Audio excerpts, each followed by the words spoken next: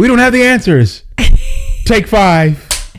It's never taken us 5 takes. I don't know. Sometimes with this intro gets this us intro is rough. This intro is like we shook hands last time. Welcome to We Don't Have the Answer pod. Welcome. I'm Robert. I'm Amber. And as she said, today's going to be a little different, right? This yes, episode's a little different than most. Today we normally pick and choose on who's going to pick the topic, and today we not too long ago we put up something just saying, hey, look, what would you like to see us talk about? What would you like to hear us talk about? What would you like to see us converse about? And we got a lot of topic ideas. We got some questions. As me and her were discussing, we're not going to address it from an answer standpoint, but we're going to talk about it. Yeah. We're going to seek our own truth.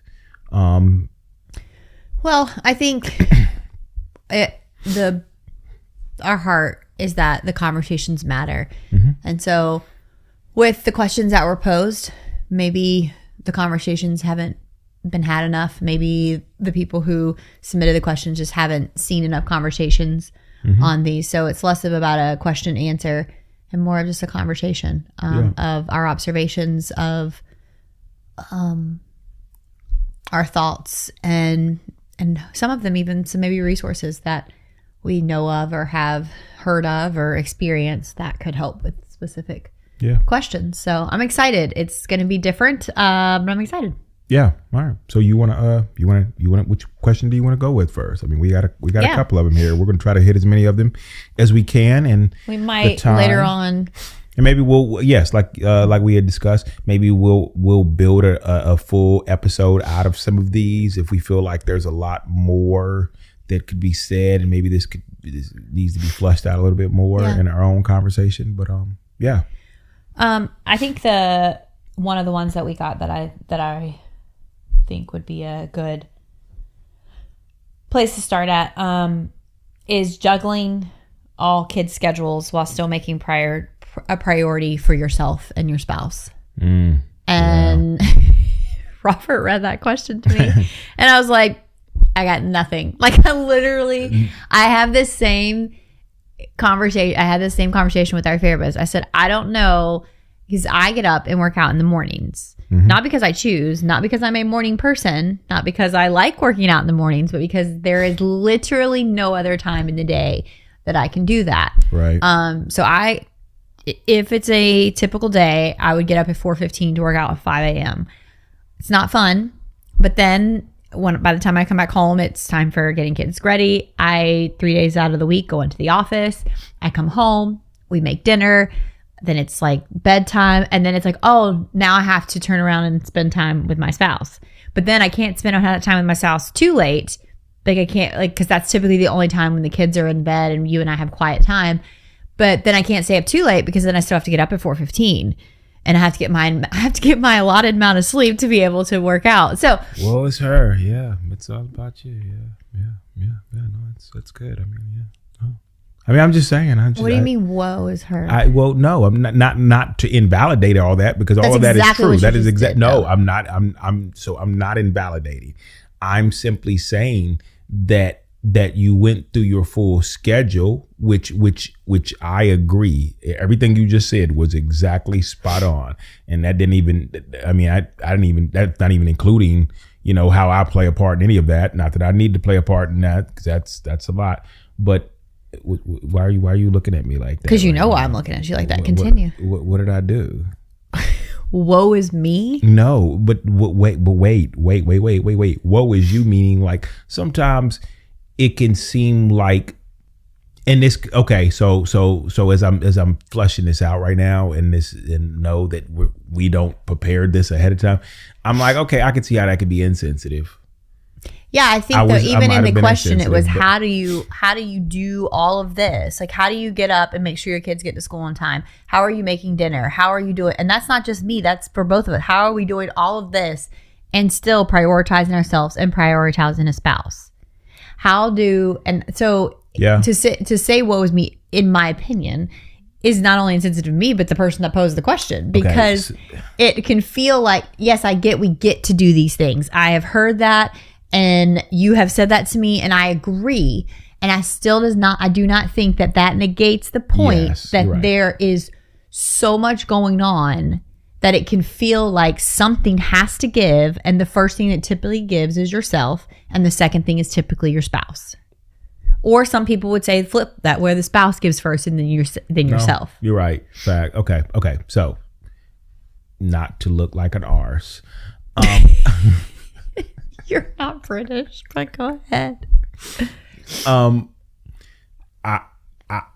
agree, and it's not woe is you. It's sometimes I think we grow this like, you know how you bruise up you bruise up yourself, you get a scrape, and then all of a sudden that hardness comes over top of it, the scab comes over top of it, and we grow this scab for like, this is just what life is, and it's I'm going to survive today, and I'll worry about tomorrow. And I always laugh when I think about people who have like the whole week scheduled, and I'm like, man, like the part that I didn't schedule was the part that killed me. The gray areas of like everything that was not planned for is the part that killed me. So I could try to schedule or prepare for tomorrow, but what happens if my kid wakes up and comes in the room and throws up all over me as I'm about to head out and work? Like and nobody can schedule for that stuff. But how do we do it? I'll be honest. I sometimes just like, I stop and I'm like, God, thank you for like not just giving me the patience to do it, but allowing me to have sanity afterwards, and allowing me the energy, the peace, and the patience to not explode on somebody after all of this is done. But I also want to point out your personality is very more lackadaisical. That's true. So where, yes, you're fine with, and I would running with my head on fire and yes. Not everyone thrives in that type of scenario. Sure. No, I would be one of them. I will make it, but I will not thrive. I will literally come to the end of myself in that type of scenario. Yeah. I get you. Respectfully, that is not everyone. Everyone cannot maintain that level of, well, if it happens, it happens. If I don't get my sleep, if whatever, I mean, I just whatever. Like, not everyone has that. And so I think for me, what is frustrating is when you go on social media, or when you're talking to people, or even when you live with a spouse who has this woe is you mentality. It can be difficult because I do not survive or thrive the way I can survive the way you're speaking, but I cannot thrive. And as my partner and as my spouse, you do want me to thrive. Yeah. Because that impacts our marriage heavily. Sure. If I am not thriving, if I am overly anxious, if I don't have if I am on fire all the time, I literally just slowly, maybe not so much slowly, but I completely crumble. And so I think when you look on social media or when you're talking to people and they just have, I work out 5 times a week and I've got the perfect meal plan and my kids' schedules. I mean, they're crazy, but this person goes here and then yes, I'm cooking dinner 7 nights a week. You can literally feel like there's something wrong with me. But I think that there is something wrong with you because you're in a way comparing yourself to the highlight reel of how well they're doing it, and maybe looking at yours and being like, well, yeah, it's all on fire over here. Like, and they didn't show no time when they were on fire.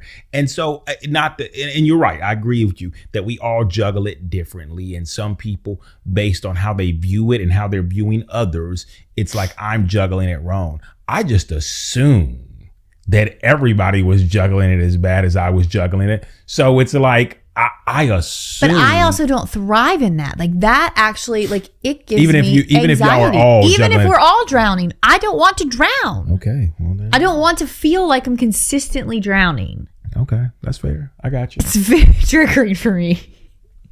I also feel like, and I had this kind of epiphany probably about a month ago when you and I were speaking about me being overwhelmed and all this stuff. And it's interesting how I have placed expectations on myself because I desire to work out. I desire to cook at home. Like, I don't want to eat out.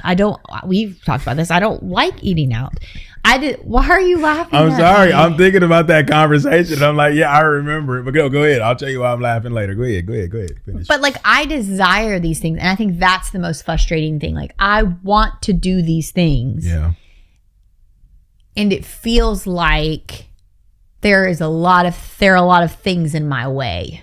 Yeah. But the weird part about it is I wouldn't say the kids are in my way. Sometimes I feel like it's work. But I don't think it is. Like, I think that I haven't figured out how to plan and expect, but then also leave room for, we'll call it failure. I don't really think it would be failure, just not living up to my expectations. Right. Okay. So the reason why I laughed as you were saying all of this is because I was thinking about a time where everything we talked about was what does she want me to fix?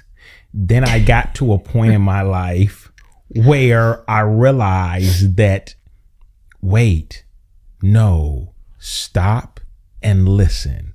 So I would stop and listen and just be like, yeah, I can see how that would be hard. I can see how that would be challenging.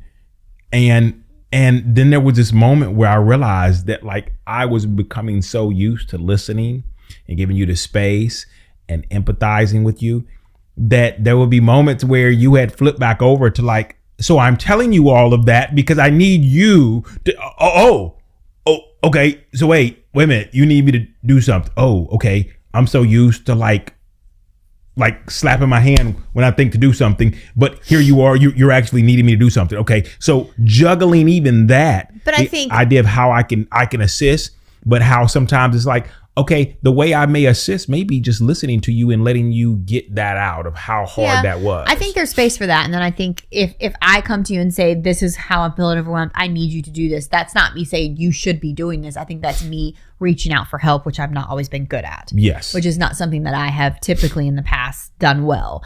I think that's the other thing about juggling for me is a little bit releasing the guilt of how much you help. Hear me out when I say that. There is a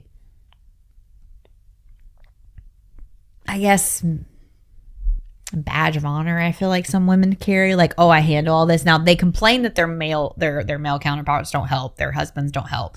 But at the same time, it's like, well, I handle this, I handle that. And so there's sometimes a little guilt, like, I'm supposed to be doing this. I'm supposed to be caring for my family in this way, and I shouldn't need my husband to help out in these ways. I think I have let that go. It was a yeah, no. I'm just sitting here. I'm thinking, you know what? I'm gonna be vulnerable here. There is a version of me that's not deep inside of me. I mean, he's right there that will let you too. And sure. And it didn't help that I started reading Mel Robbins' book, Let 'Em, let them. Because in a way, I am like saying, I can see you now. You know, I just really don't have time to do these dishes tonight. Maybe I could do them another day unless somebody else wants to do them. Well, I guess you can do them another day. I think there's some responsibility on me though to reach out for help too. I don't think that I don't agree with you reading my mind or you thank you, Lord.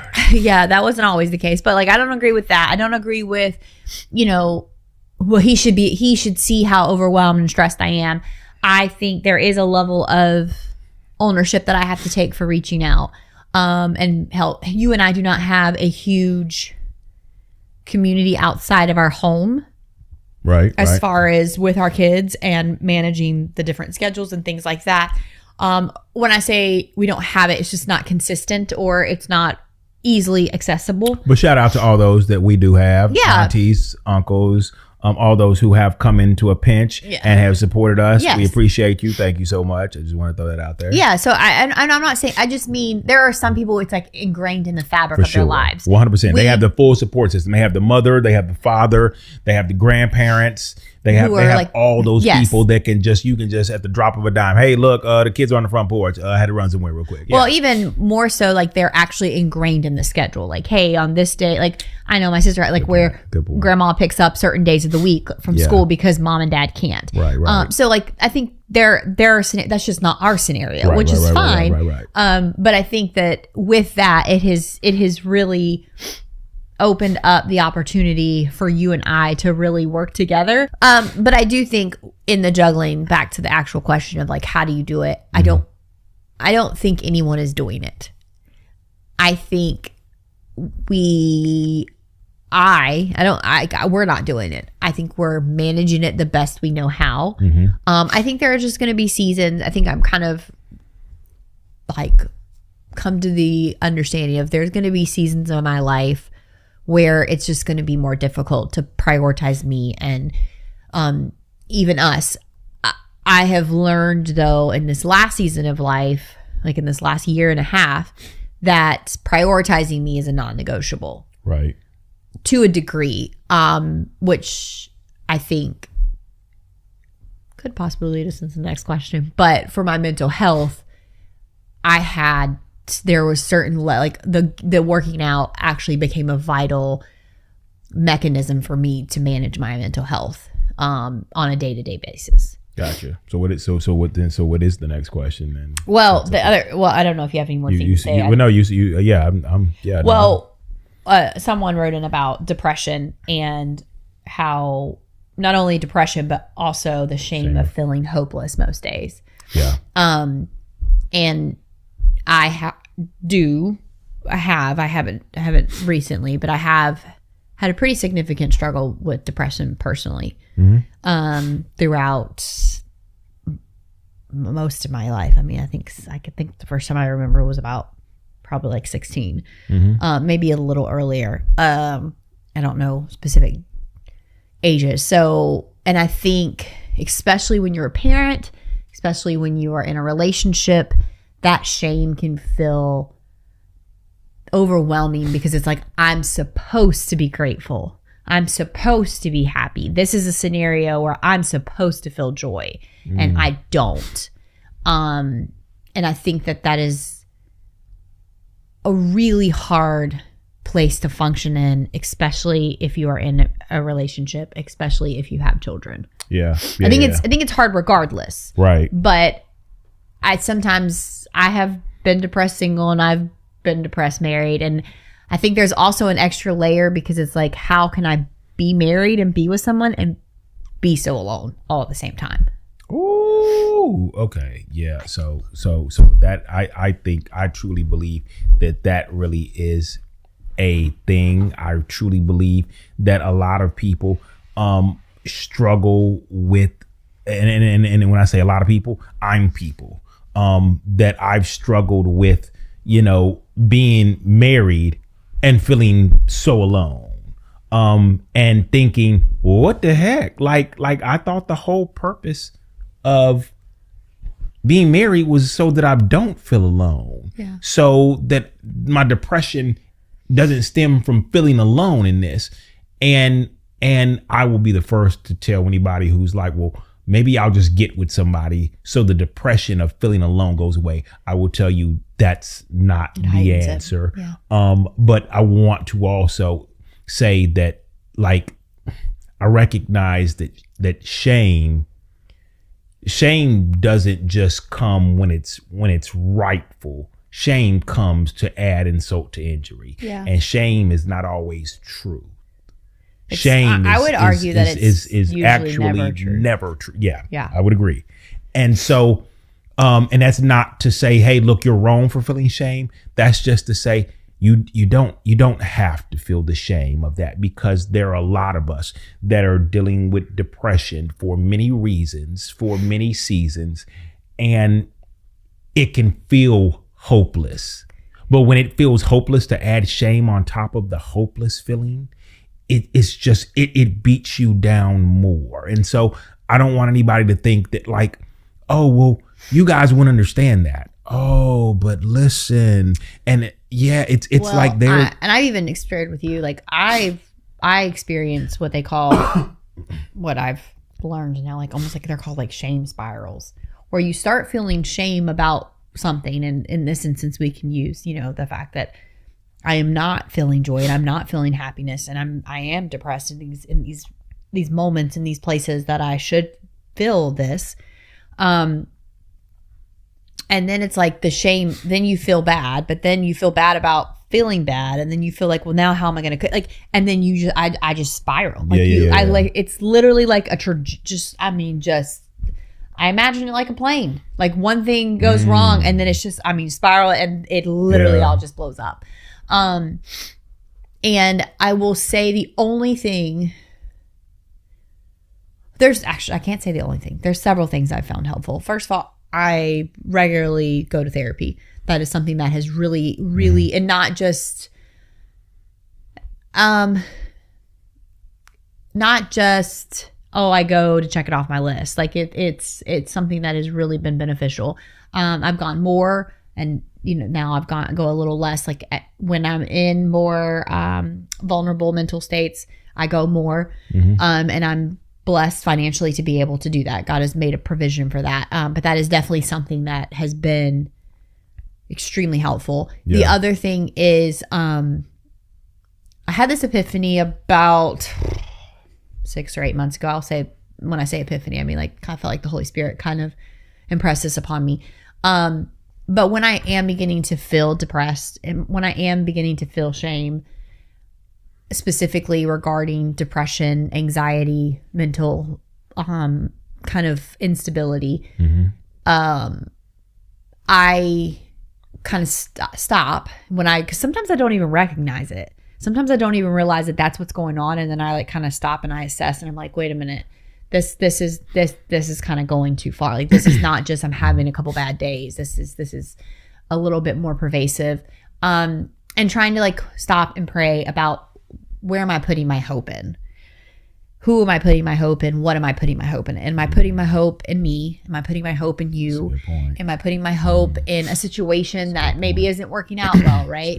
Am I putting my hope in? And I don't think that it takes away the depression. I think what I am able to do is turn my hope to the only one who is faithful and is not going You're offloading it. You're offloading it to him. You're saying, hey, look, I bring this stuff to you because in my own strength, in my own power, I can't really do this. And this has become way too heavy. Yeah. It's becoming heavier and heavier every day. And maybe I can't afford, maybe I don't have the time for a therapist. But you know, as I always think about it, I'm like, okay, but the master counselor. Yeah. is always there, like no matter what time. Like I have a master counselor who at 2 a.m. when I wake up wondering, did I do that right? Am I going to make it through this? Yeah. Is it hopeless? Am I helpless in this? It's like, I can come to you. Yeah. And I know that's not everybody's, everybody doesn't see that as an option. But just speaking from the answer for us, not a answer, is that we do find ourselves constantly looking to God for what he can do in the things that we juggle, in the things that bring about anxiety and depression, in the things that in a way have become a major hurdle in our lives that are affecting everybody around us. Because depression is something that both me and you have struggled with. It's something that we are not too well off to not struggle with. Well, I don't think well off even matters. I do think that depression does not just impact the person, it impacts the whole unit of, whether it's a family, whomever is like connected to that person. For sure. That's not to say that as the person who is struggling with depression, you should be worrying about everyone else. That's just to say, like, if you are supporting someone who is going through depression, that absolutely impacts everyone. I think kind of going back to what you're saying is, I think what I realize, and I'm continuing to realize, is sometimes I don't realize where I'm placing my hope. Mm-hmm. Sometimes I don't, because I don't realize that I'm placing my hope in a career, And I don't think we do. I think in our mind we're like, oh, I don't do that. And it's like, I don't think we sometimes realize it, where we are going into work and we're like, if today because some people are really looking for that or need that new promotion. Well, they need that promotion, or they need that they need this to go right. And so they're placing their hope in this. And I think when that inevitably it will fail you. Maybe it's a job. Sure. Maybe it's a marriage. Maybe it's maybe it's another relationship. Maybe it's kids, right? No matter what, anything earthly will fail you. Yeah. And so I think I realized that, and oftentimes I was placing my hope in myself. That's what I found. I was placing the hope in myself of like, I can do this. I can figure this out. And I would inevitably let myself down. Yeah. Because I couldn't, right? Yeah. No, true. And so I think also for me, I have biologically and chemically, I struggle with depression a little bit. Mine's not always situational. I know there are people who, you go through more situational depression. For me, it's something that is kind of it's been in my family. It's all around me, and it's something I've experienced. And there's not necessarily always situation that triggers it. Yeah, an external situation that has triggered it. Yeah. And that can feel extremely hopeless. Because it's like I literally can't control what the chemicals in my body are doing. But I know this sounds, and I don't mean to over spiritualize, but I do know the person who does. Yeah. I know who I can go to who can touch the chemicals in my body. Now, there is responsibilities on me too. I don't drink alcohol anymore. That the working out has really helped manage my cortisol and just different things that I struggle with. Right. Specifically regarding anxiety. My diet does matter. Like, there are definitely things that he has empowered me and given me education to do, and I have to do those things. And I also know that even when all that fails, I know the one who can relieve it. Right. No, that's good. That's good. All right. I think we've hit on that one. So I think there are two of them that I feel like we could maybe ride from one to the other. And so we'll start with this one. I guess I would say, what do you do when there's actually no conflict resolution? So like when you have a conflict and there's not a resolution that can be reached. Yeah, and I'm assuming this is a conflict amongst two people. Maybe we'll just what do you mean, maybe we'll make assumptions of like husband and wife. Oh, okay. I was like, maybe. I mean, yes, yeah. Hey, look, I have conflict with the dog sometimes, and there's no resolution. There's no resolution because you stare off at each other. But then he wags his tail. So. When is what is there to do when you can't reach a resolution of conflict between you and another person? I mean, to make this simple and sweet and very easy, I would say you pray about it, because the truth of the matter is, I have realized I cannot change, control, or force you into understanding, seeing things the way I see them. That doesn't mean I don't try sometimes. I have been known to manipulate in the past, and in the far past, I've known to try to control in a sneaky way. And I think that none of that is the answer for it at all. And so I think just about some of the things that in our past that we've realized that it was like, I wish this person would see it this way. I wish this person, or maybe I wish that I could see it their way. I wish I could understand how they see it that way. I believe in those situations, it takes in a way, almost like a supernatural transformation to begin to happen in your heart, in your mind, something that may require you to unlearn certain things. It may require you to be open to understanding why it is they see it that way, without it always being like a complete, like, well, that's not what I would do. So like, I don't want to, I can't even hear you. Like, well, no, I think conflict, and I'm just speaking for us. has been a lot, in a lot of cases, it's been because I didn't want to see it your way. I had already chosen that I felt like my way was better. I felt like what I was saying, I just felt like sometimes my way was better. And so it caused conflict. And I mean, I know that all conflict isn't based on like seeing it this way or seeing it that way. It could be something you're doing that I'm just like, yo, what the heck? And I could make a comment about it and it just like, it turned into an explosion. It's like, okay, all right, there's, I don't know if there is. Yes, 100%. Yeah, it's just like I'm here. I go. I set off a bomb, and now I just want to bury all of this, and I just want to walk away from it. And maybe that's how people feel sometimes, even with conflict. I just wish I could walk away from this. I would echo. Literally, you took a lot of the words out of my mouth. I would have said them different, but that's exactly what I would say. It's definitely prayerfully. Pray about the situation. Here's why I will say that.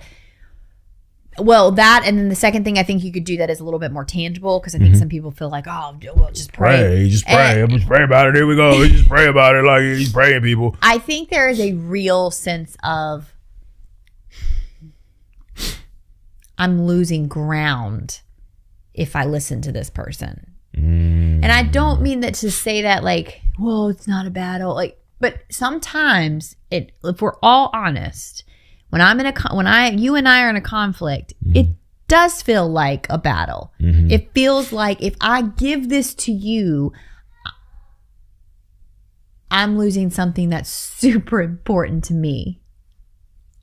Did you hear this? Just you know, it's funny. Sometimes we do these episodes in the middle of the day. We do these at night. And sometimes, you know, we experience our kids screaming, and we sit here, and as good parents, we want to be like, I wonder if they're okay.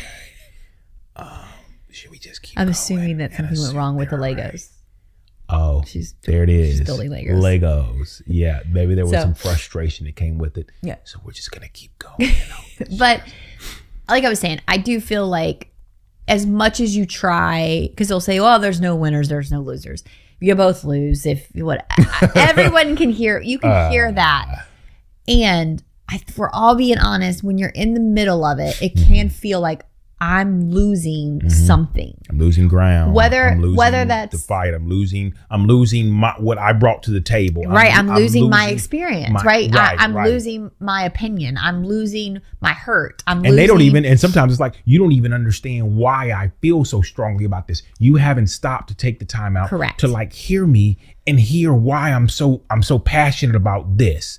It just is turned into a conflict where the true hurt or the true passion that's behind it hasn't even been heard yet. Yeah. I do think that if I was going to give more tangible what I think could be helpful, and I would take this myself because I don't think I do this, is stepping back from the conflict that does not have the resolution and ask myself, what am I losing in coming to a resolution? Yeah. Is it that I feel like I'm losing my voice? Does it feel like I'm losing a piece of like something that I truly believe in? Like, I think identifying that might move the marker, and it would give you something also more tangible to take to God. Like, hey, God, this is something that's really important to me. This is something that really hurts me. This is something that really grieves me. This is whatever it might be. Because one or two things will happen. He'll change that person's heart, or he'll change your heart. Facts. Or both. Facts. And so, and even be curious in maybe a more non-charged situation. Like, I don't think I would, in the middle of the argument, like, why is this so important to you? I don't think I would do that. But maybe it's like a conversation. I'm gonna try that. But saying like, hey, what do you feel like you're losing something if we don't do it this way? Yeah. And you might just find, and you might, I'm thinking of conflicts now that I've had conversations with you about, or even like with other people. And it might be less about what they're losing, but what they're trying to avoid. Like, what if they're trying to avoid this other conflict? Yeah. Like, and so I think being curious about your own, what am I losing? Yeah. Because we can all say, well, I mean, I just think this would work better, but there's something that you're trying to hold on to, which is why you guys can't come to a resolution. Yeah. I can literally hear a therapist now saying, okay, so Amber, I noticed that there's some emotion coming up. where do you feel that in your body? And what I can hear Don't him do now. that though. Don't do that because then you feel like you're being therapied and your spouse is therapy, and I do not appreciate that. Yeah, no, for sure. I'm looking at the camera and saying I do not appreciate being therapied. Yeah, no, for sure. With my therapist, fine. But hold on. And look, it's so funny because there are times where I literally will look at her and be like, okay, you know what? Let's just put this on pause and let's say this for therapy. And that angers me. That makes her just as mad again. Boom, it's like, there's the light. There's the match. Oh, I can't win, but he's so good at it. And when he does it, it's just like you respond to it so well. If I do that, you're going to look at me like, I know you didn't. I know, like, okay. And so then let us say I do think though, there is something to be said about not having, like, I heard this, I don't know where I heard it, but I've used it with our kids a lot, especially our youngest. You cannot answer you cannot answer someone who is in an emotional state with logic. You can't speak to emotions with logic. You can't. And so you approach it. It does not work. It does not work. And I say that because Robert tries to. You're best off just letting that ship sail, letting it come back, letting it sail again before you possibly think about bringing logic to the table, because your logic does not make sense to an emotional person who needs to feel and express their emotions through their words or whatever they're doing. Right. And right then they're not looking to be fixed even, or the situation to be fixed, because they don't think that it's broken. They're just angry about the outcomes of what's happening. And now, man, that is a hard one to write. And I do think that there is some ownership on the person who is emotional. Like I think there's rules of engagement for sure. Mm-hmm. I'm in no way, shape, or form saying like, hey, if I want to sit here and cuss you out and say whatever I want to and throw things at you, that should be fine because I'm in an emotional state. There are rules of engagement. For sure. However, I think allowing a person to be emotional in a situation, there needs to be space for that. For sure. And when that is able to come down, because it may not be immediately, it may not be a week. But I think that's where, if you are the one who is extremely emotional in this conflict, going back and say, okay, what am I? You're reacting to something. Like, what am I reacting to? Am I reacting to what this is costing me? What am I going to have to do? Is there more, like, so that you can adequately communicate to the person, hey, this is where I am feeling like if we come to this, or if this is the resolution, this is where I'm losing. And because oftentimes I think our arguments are very self-centered, and I don't mean that in a negative way. I just mean like we're protecting ourselves. For sure. We're making sure that we're represented. We're making sure that our voice is heard. Whatever it might be.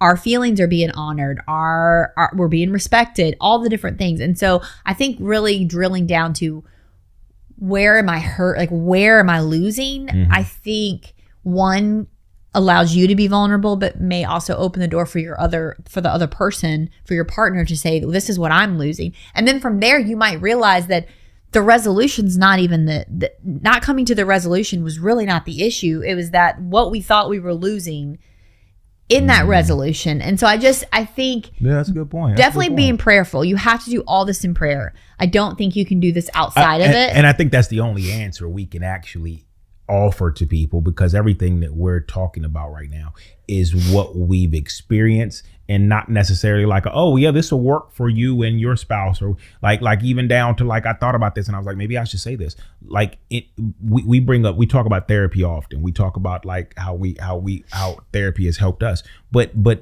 in any of this, like if you are having conflict resolution and you want to say, hey, look, maybe you should just go to therapy, you need to brace yourself for the conflict that's going to come from that one right there. That is not the answer. That is not how you respond. Not how you. I mean, I think there should be space, especially in a marriage, where it's like, hey, in a calmer, again, do not answer emotions with logic. For sure. In a calmer space, I think maybe that we could both benefit from therapy. Yes. Or something like that. Now, individual or together. Yeah. And I think I say this, and I'm hesitant to say this. I recently had a conversation with a woman who is in a difficult marriage. And we were with other women. And one of the women asked her, hey, have you shared this with your spouse? And she was like, no. And they were at first encouraging her, well, maybe if you shared it. And it was the Holy Spirit, it was not me. But I kind of stopped and I said, I don't think you should share it.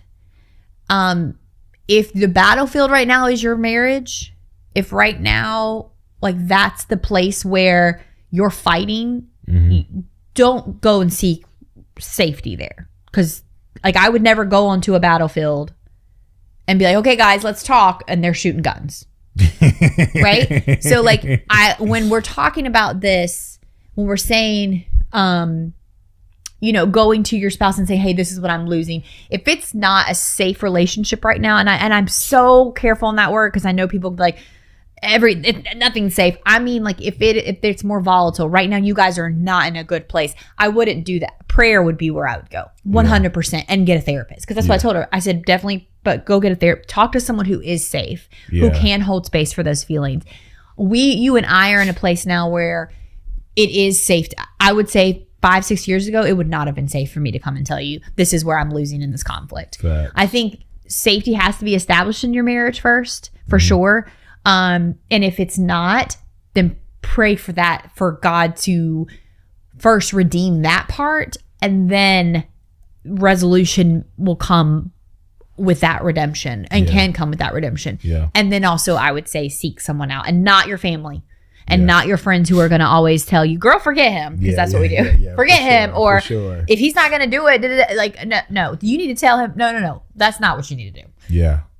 What you need to do is prayerfully seek God and go and find someone who can give you very good counsel and give you the space to be able to say, hey, if I do this is where I feel like I'm losing. I just am very careful, because if you're going through a contentious marriage right now, or you're in a contentious marriage, or you're in a marriage that right now is like, I don't know if we're going to make it. Or relationship. Yeah, any relationship. I just don't think that, I don't want to encourage people to go and just unnecessarily literally walk out on the battlefield with guns ablazing. No, I do want to caveat that. Yeah. And to even take that question, or that question that was sent in, I'm going to now move it into this next question that's similar to it, as if the conflict is not enough in a marriage or in a relationship or whatever the case may be, to add more complexity to it. We got a question of, how do you navigate family conflict caused by your spouse's family?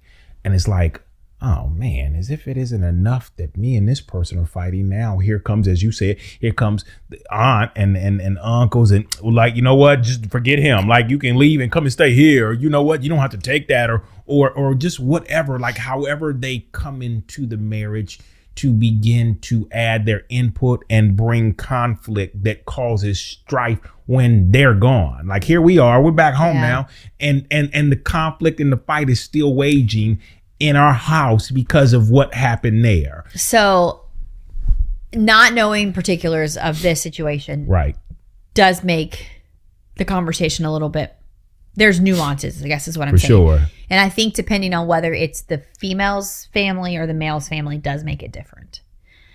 Really? I do. Okay. I'm curious. Why does it matter?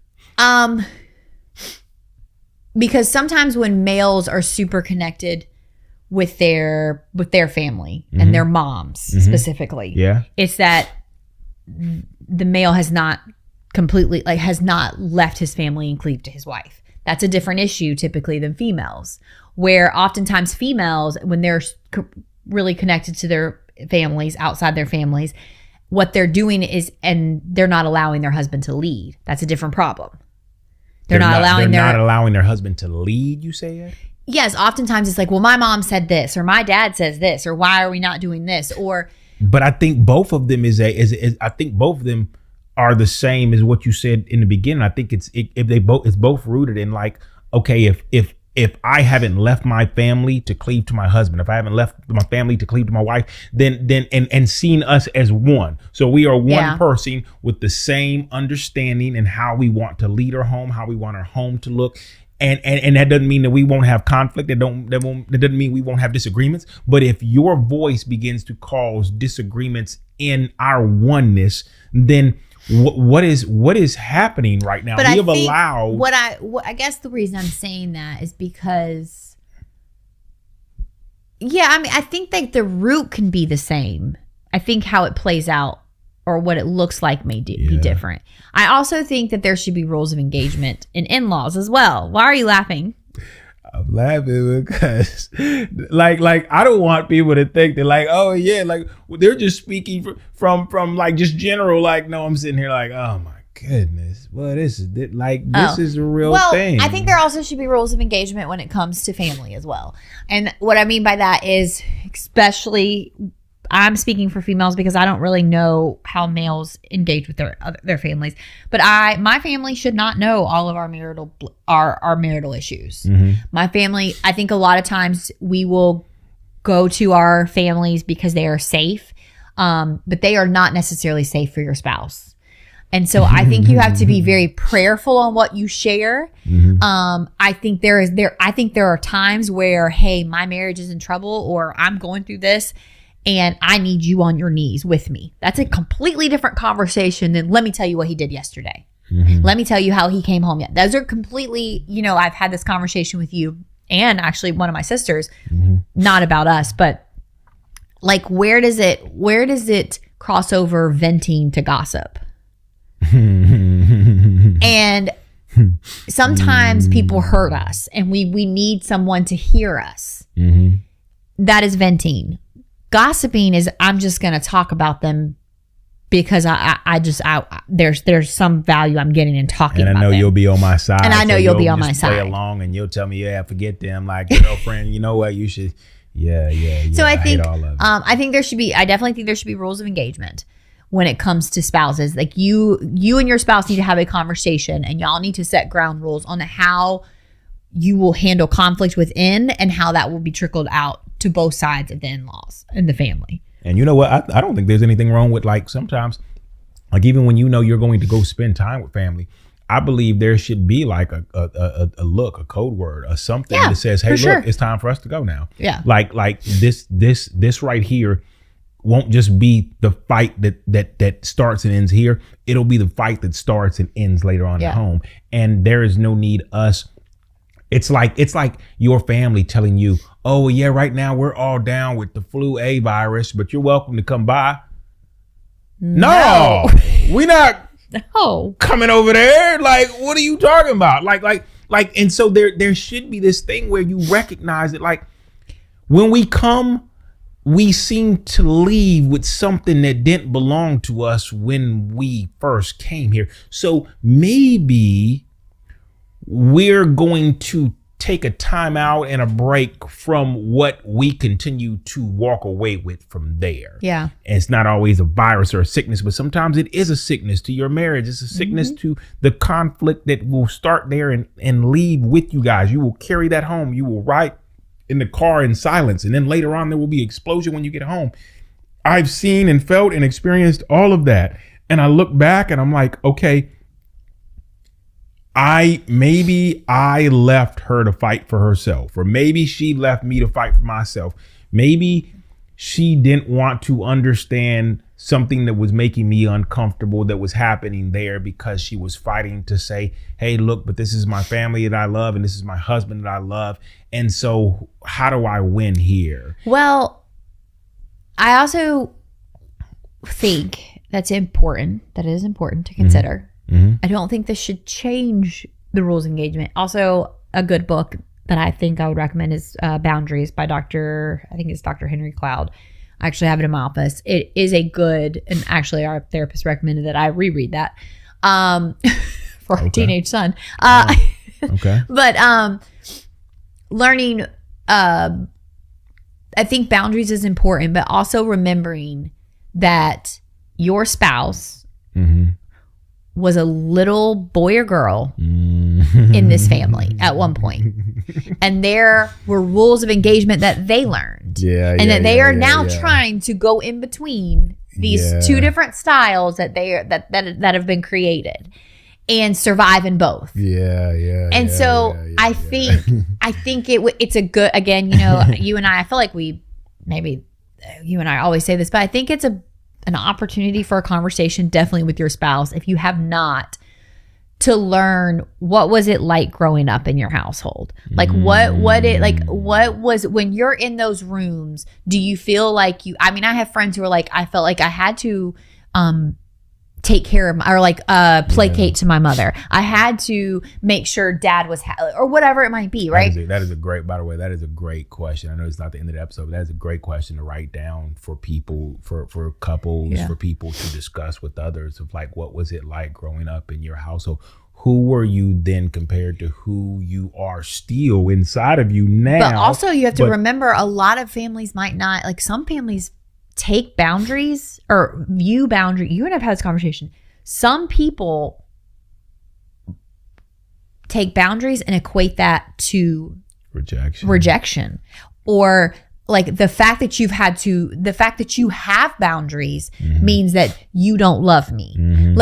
And so why would you tell me that? Why would you tell me that you're not going to do that if I do this? Like what who is this? Who's making you like this? Why would you say these things? Which is a very obviously distorted view of love, because all love has boundaries. It has to be safe, to be healthy. Love has to be has to have boundaries.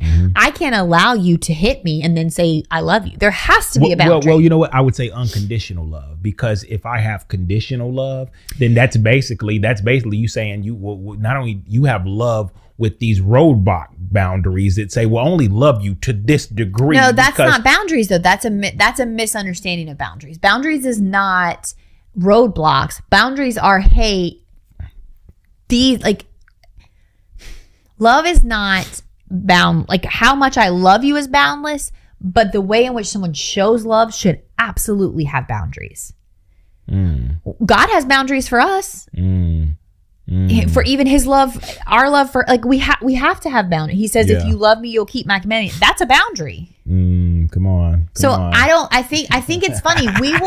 We are fine saying there's no boundaries with when people don't do what we want, but I can guarantee you any female or male in a marriage that has not, they're not going to, there's things that I am not okay with that you do that would definitely say that you don't love me. That would not communicate love. So boundaries are love. Like it is not necessary, and it's not it's not the distorted view of boundaries where it's like, oh, well, I'm only seeking peace this year. That's not what I'm talking about. I'm talking about, hey, for our family. So back to like in-laws, you and your spouse have created a family. You and your spouse should absolutely have boundaries and rules of engagement around that family. Your unit, because you are one. When you go outside to other units, because at this point, your in-laws, they're just that. That's why they call them in-laws. They're not your core family anymore. And that part is where most people. I was about to say that part. You just pissed off some people. Like, what you mean they not the core family? We'll see if you understood the family unit. If you understood, they can't be. If you understand, then you realize that like we're not saying you can't love them. We're not saying you should absolutely love them. 100%. But we're simply saying that there are rules, as you said. There's some boundaries. There are things that now have to be in place, because the truth of the matter is that at the end of the day, your in-laws will take you back if you and your spouse don't work out.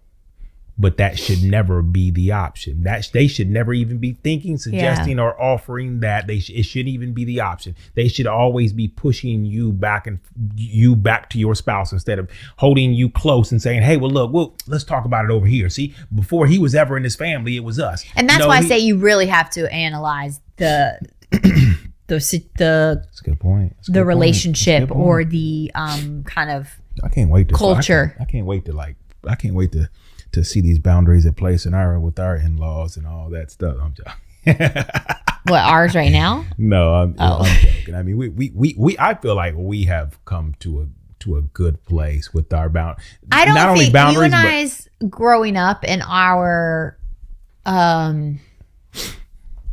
family units, especially because my mother had passed away by the time you and I got married, there was not a lot of we almost were we had already kind of become on our own in a way that there was some severing. I'm not saying that there was not boundaries and rules of engagement that didn't have to be put in place, but it wasn't you and me against one another on those. It was more like us against them. Right. think the situation that often happens that you and I, thankfully, I guess we could say, have not had to really deal with is when it's you and me are against each other because of them. Right. And I think that is a very extra layer. And then you have grandkids, and that's a whole nother layer of complication. And I think the only thing you could do, and the only thing you have to do is between you two say, hey, regardless. And I think that's where, regardless of what they're doing, this is you and I, and this is what we're going to do. And until you get there, I think you always let the in-laws permeate. I think you and your spouse have to be on the same page when it comes to in-laws. You got that. It just leaves too much room for, I mean, basically it's you trying to blend multiple families. Right. And then there's sometimes that it blends well, like, oh, mother-in-law completely respects these. When someone respects the boundaries, it can be seamless. You can maybe even live in the same house. Not for us, but for others. Shots fired. I didn't shoot that shot. No, I just mean in general. I don't think I would want my mom or your mom to live with us. My mom's passed away, but even if she was alive, I don't think I would want her to live with us. Right. Just making sure they know who shot the shot. I didn't shoot that shot. I didn't say that. What do we call it the other day? Rage baiting? Rage baiting. We have some rage baiters in our life, and I enjoy it sometimes because I can play along with rage baiting. All right, I think we got time for one more question. I think we got time for one more. So this one is an interesting one. I don't, you know which one I'm going to. Yeah. So the question is how do you find yourself after divorce? And we just recently did an episode on losing yourself in parenthood.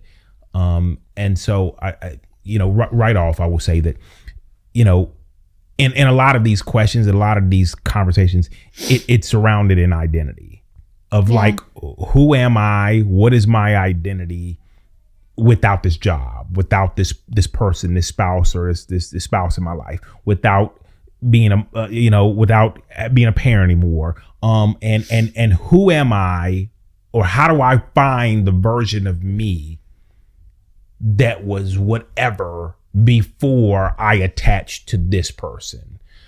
And 100%,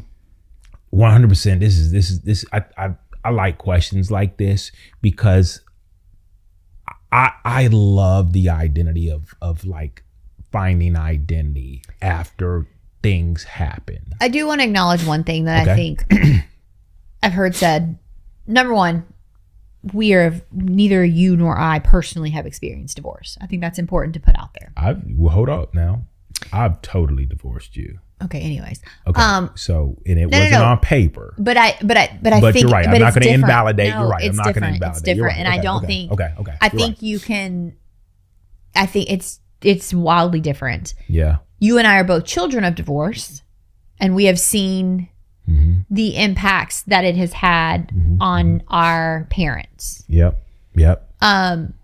So, and separation doesn't even come close to like the fact that some people have fully gone through a divorce. And the other thing is, I think, and here's why I think it's different.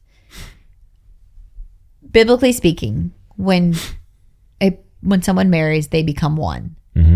When you divorce, that means you are splitting a one into two. And that, no matter what you're talking about, is incredibly painful. Yeah.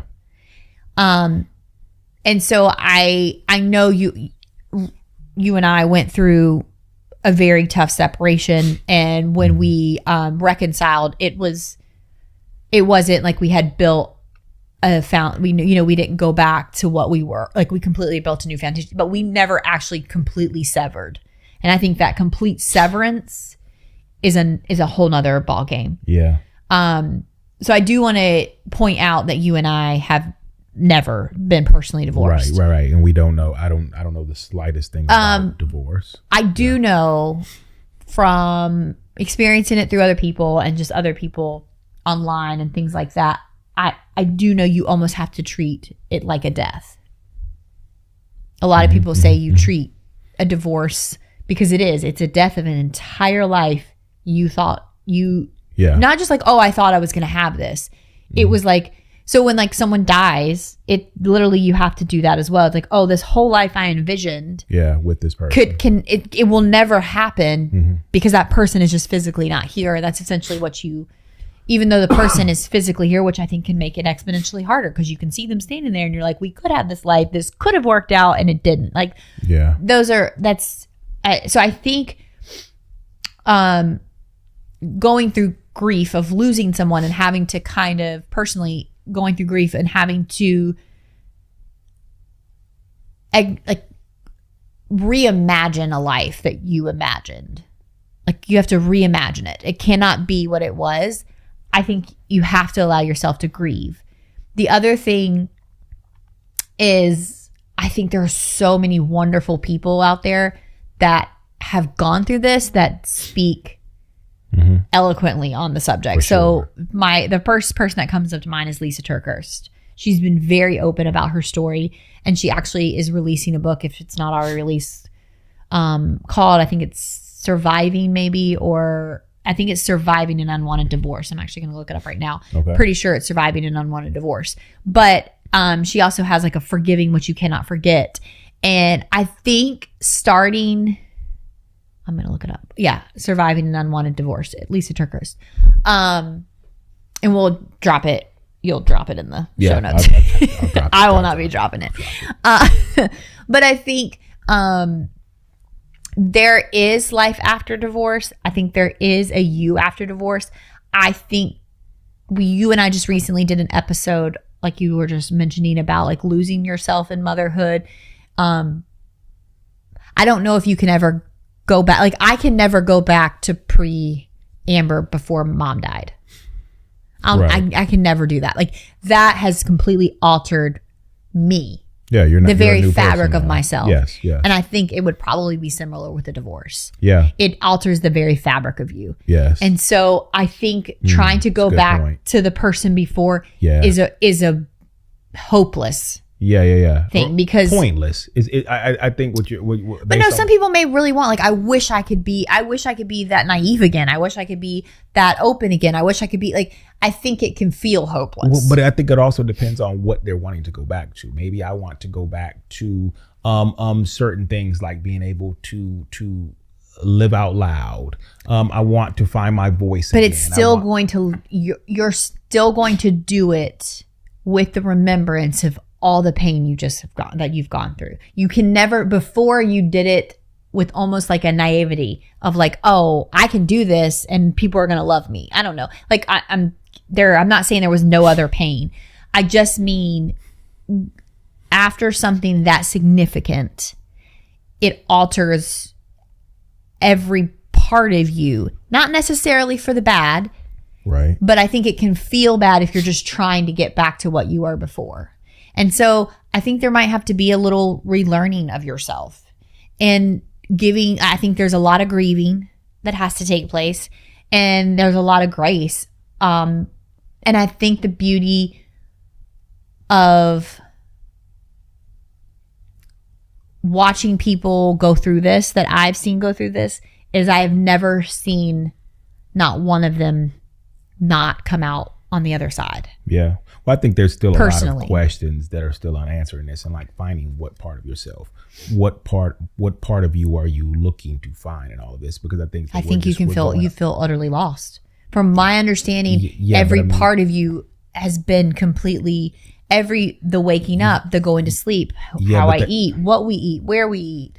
I think sometimes we miss the curiosity of what do you feel like you're missing, because we believe, based on all the conversations and shows we've watched, of what this person is probably feeling without asking, or without, and I get it, like these questions. Oh, you're saying that curiosity of that person. Okay, I see what you're saying. Everybody, I thought you were just asking, like, well, what is that? I see what you're saying. Yeah, I'm sorry, I misunderstood. I'm basically saying of like, there is a curiosity in letting a person asking and being curious about what a person feels like they're missing, because it could simply be a version of them that they don't believe they can ever find again after the hopelessness and the grief and all the feelings that they've gone through. Like, I'll never be me again. And I believe that you will never be the version of you that you were in that marriage, because that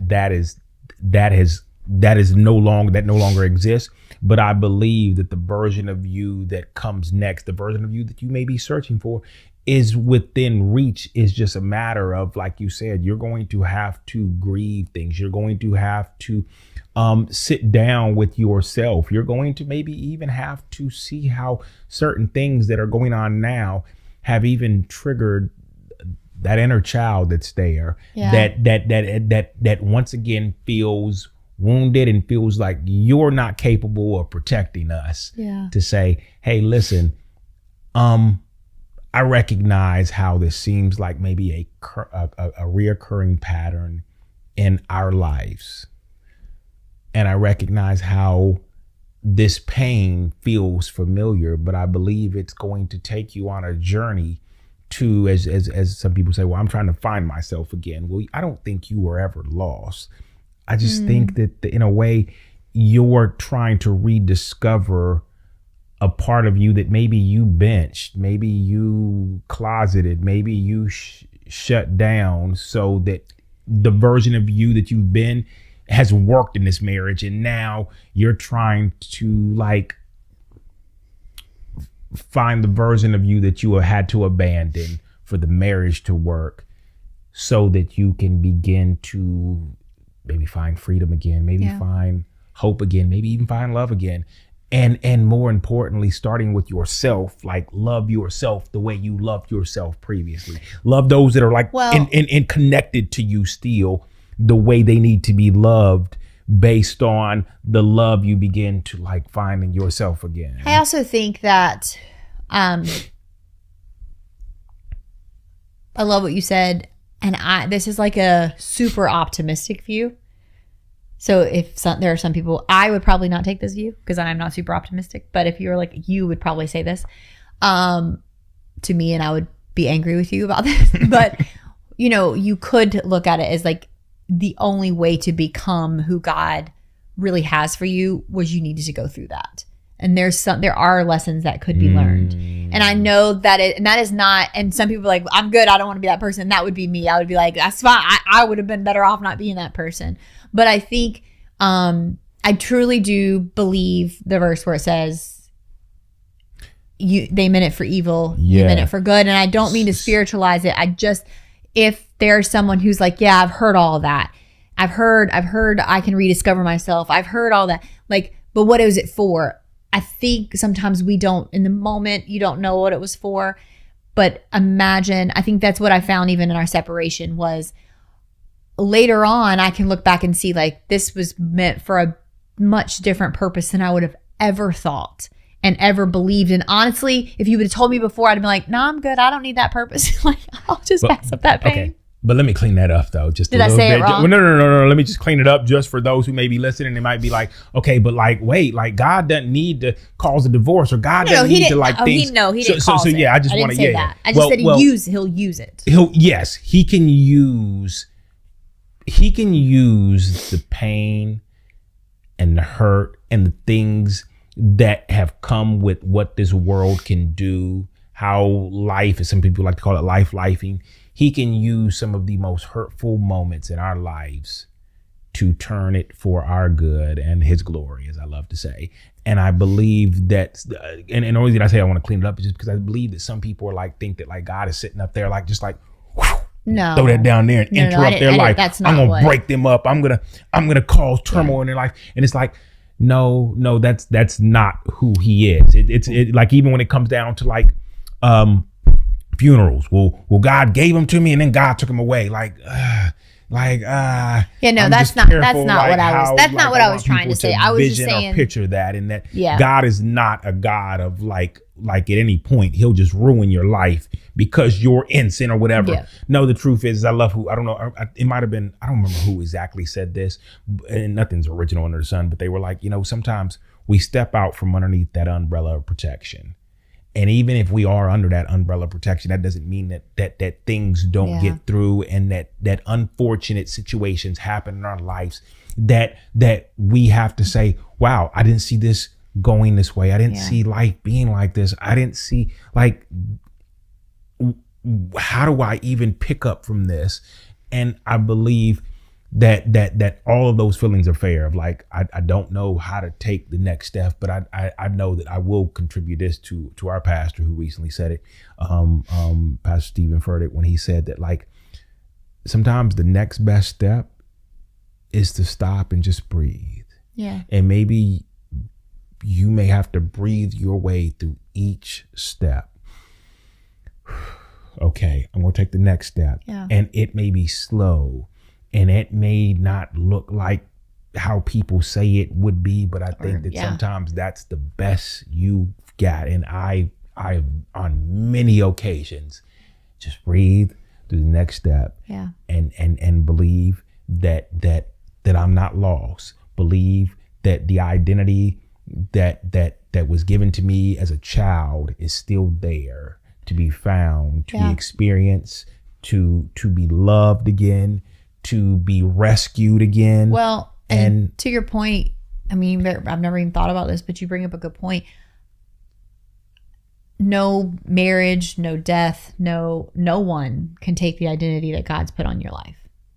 And so none. I think there's maybe a little comfort in that. Like, I'm finding who God created me to be, but that marriage didn't take it away or define it, or it wasn't defined by that marriage. If you're married or not, that identity that God's already given you is you. Yeah. He knit you in your mother's womb. And so I think there's a journey to becoming, to figuring that out. Maybe it's a journey to being reconciled, being reconnected, being back in oneness, and finding those parts of you that you buried. And maybe you didn't necessarily bury. I don't know. That seems kind of sinister, but I think it's for myself sometimes. Oh, okay. Yeah. I guess I'm more thinking like, sometimes you don't bury it. Sometimes they just don't serve you in the season. They don't serve, like, there's areas of you that just are like, hey, I didn't need that.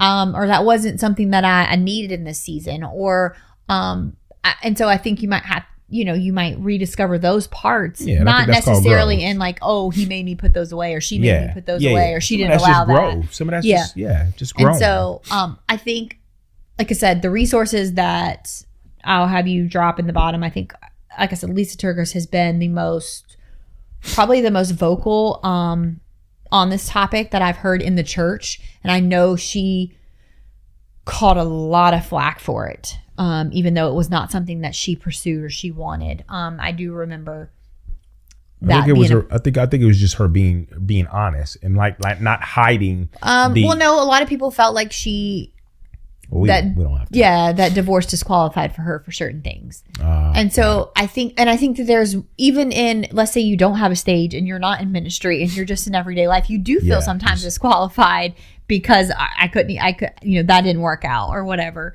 So I think that those would be very helpful. And I think kind of literally full circle back to the very first question we talked about regarding depression, is placing your hope in something that's bigger than you. Yeah. Placing your hope in God, because ultimately he knows you. Mm-hmm. He knows who he's created you to be. Mm-hmm. And so when you're finding yourself, he will direct you to find who he's created you to be. And so I think to find who he's created you to be. So I think kind of wrapping back to that first question is like, if you're struggling, if you're in the place where like, I've tried this, I've tried that, I just don't feel like myself, going to him and saying, okay, I'm placing my hope in you, that you will lead me to who you've created me to be, so I can have peace in the identity that you've given me. Yeah. No, that's a good point. Yeah. That's good. All to say I'm very unqualified on that topic. That's well, I'm actually underqualified on all these topics. Yeah, I mean, half of them I still deal with, some of them I've never experienced. Yeah. But this was fun answering other people's, like, I guess I know what we hear and think of, like, oh, that would be a cool topic. But like hearing what other people are, I don't want to say struggling with, I think just facing or conversations that they would like to hear, I think is fun. There was a few more that we'll do maybe another episode or maybe make whole episodes on some of these. But I think that was really cool. So I think we should do that again. Maybe not. Yeah. Maybe after we put out a few episodes. You can always drop in the comments too. Hey, listen. On what you would like. Know that these conversations are our conversations. And so even though you may not be sitting here physically to converse with us, know that this conversation doesn't just end here. I mean, like, you can literally jump in the comments on our YouTube channel after you subscribed and shared and liked and all that fun stuff that we always appreciate.